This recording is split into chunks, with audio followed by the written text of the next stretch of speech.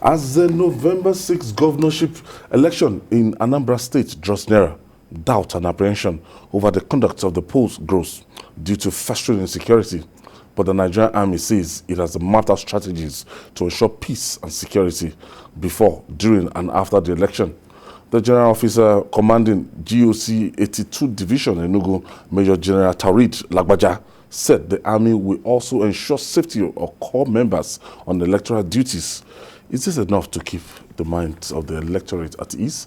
Meanwhile, there was jubilation today as the Supreme Court in Abuja cleared Professor Charles Chukwuma Soludo as the governorship candidate of the All Progressive Grand Alliance in the Anambra State governorship election scheduled for November 6. The Apex Court also returned Chief Victor Oye as the national chairman of the of ABGA, All Progressive Grand Alliance. Let's start from that. Protracted legal tussle within APC, ABGA, and PDP before we got to this phase. But now, some weeks to the election now, the coast is clear. Yes, it's been laid to rest, and Professor Soludo is the candidate of ABGA.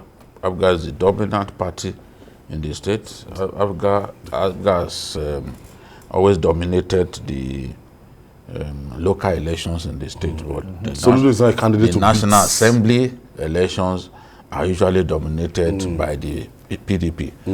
With ABGA, Ojuku's party has always dominated the local elections, House of Assembly, the governorship. So that's one of the legacy. That's the legacy. Yes, they they still hold on to it. They still hold on to that memory. They still enjoy that sympathy. Yes, you know, no matter who is the Anambra candidate. State. You see the way there are many people who are not convinced that election will hold in that state because of the protracted violence that we are seeing. The governor's rally in Ihiala 2 days ago was stormed by gunmen who killed some people. Fortunately, Governor Soludo and the governor had not even arrived at the rally ground when these gunmen came. But it is also significant to note that it is only ABGA that has been able to hold rallies. Exactly. Other parties are too scared to hold rallies in Anambra State. Yes. I'm telling you the truth. Yes. Other parties are too scared to hold rallies in Anambra State because of the fear of the unknown gunmen. Don't forget that even the inaugural rally of Andy Uba was called off because of insecurity. But significantly, Professor Soludo, even after the attack at Ihiala, the next day, he still held another rally to show you that he's just determined to, in spite of the problems.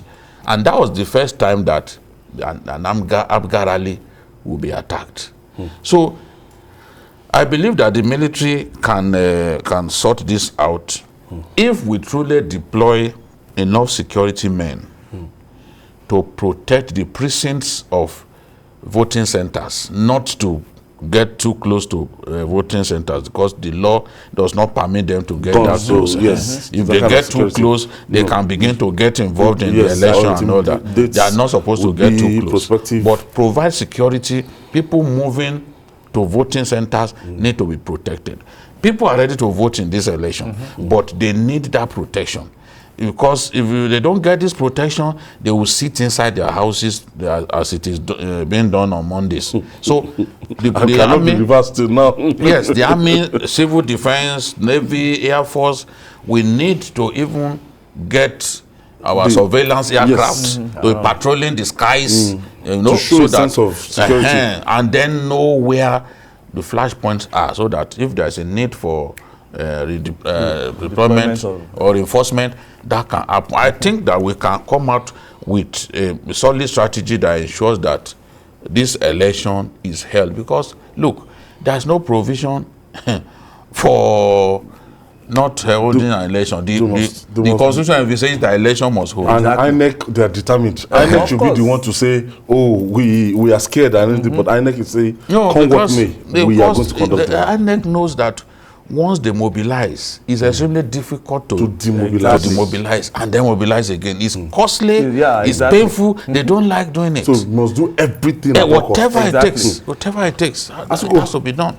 We are going to be there. TVC. It's our job.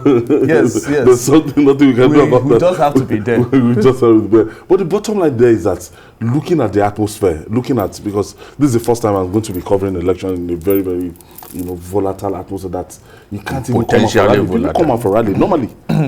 As in, they come out for rally, but these people or no gunmen will just come from anywhere. They can just shoot sporadically and disappear. Just like Babajide said, it is only APGA that has been carrying out rallies inside Anambra. Every other inside Oka, inside Anambra State. Others are doing meetings outside the the state. They are doing meetings. In fact, I heard that PDP, they are doing their rallies in Delta State. In Asaba. YPP, yes, in Asaba. YPP, they came to Lagos. You want to come to Lagos? You know, you to Alaba.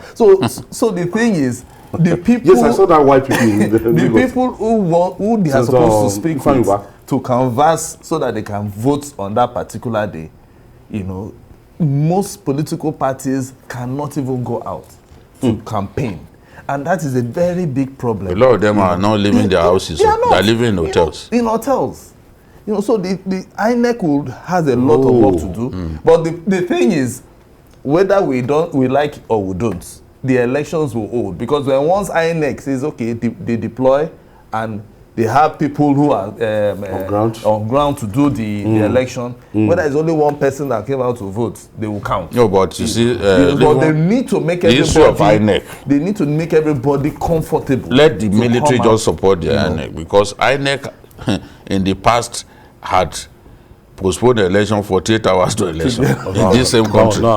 So people just realize that it's not. This one is 27. But they have to give them. But that will be extra cost. So yes, if they have a choice, they will not want it to happen. So the INEC has to be supported by not simply militarization of the area, but just let's have security so that our people can come out to exercise their franchise. I think the only thing people need is just confidence. If they have confidence that their lives will be secured, they will come out and vote. Provided it's not a Monday. Okay, I have Godwin from Jos. Thank you for joining us, Godwin. Yeah, thank you. Go ahead, please. There is a mistake that Babajide made. Babajide said Rocha's mother is from North. It's not from North. Rocha's mother is from the East, an Igbo woman. My sister, for that matter. Oh. Okay. Why are they calling him Okorosa? Yes. Where did that one come from? He was born and brought up in the North. That is why they are calling him Okorocha. But it's just funny. Just like what we were saying about how we bring down our own person, or our own people. So all those things are not even true? It's not true. Oh, thanks. That's what we read in the papers. Don't mind them. I can tell you his mother's name.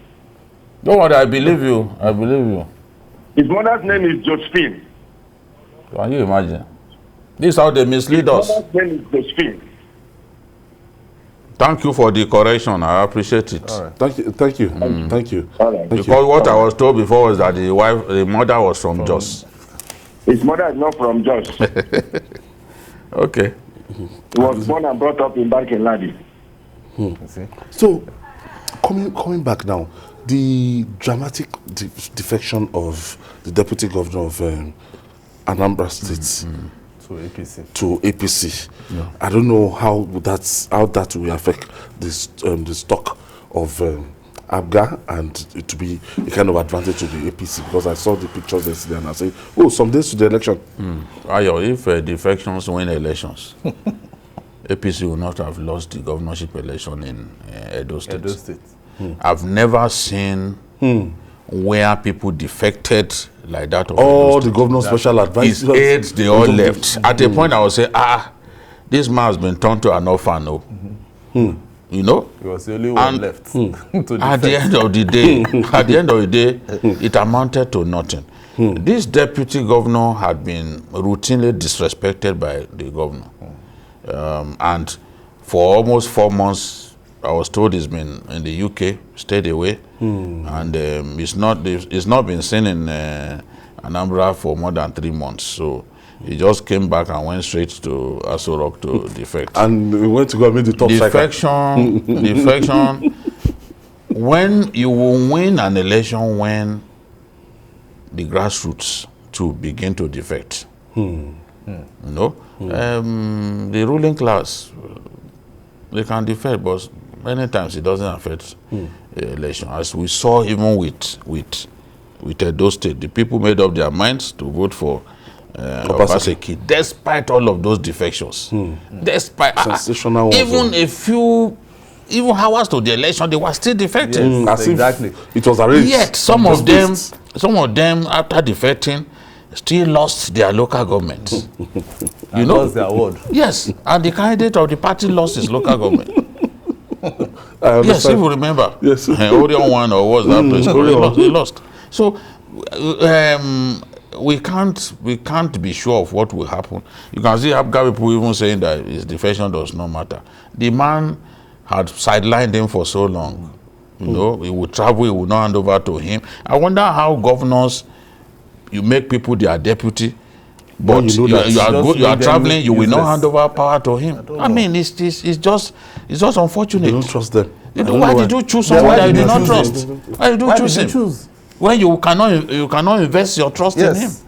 So, you know, Your perspective. no, because the thing is it doesn't make sense. You know, if you are choosing someone who is your deputy, is more or less like your right hand man.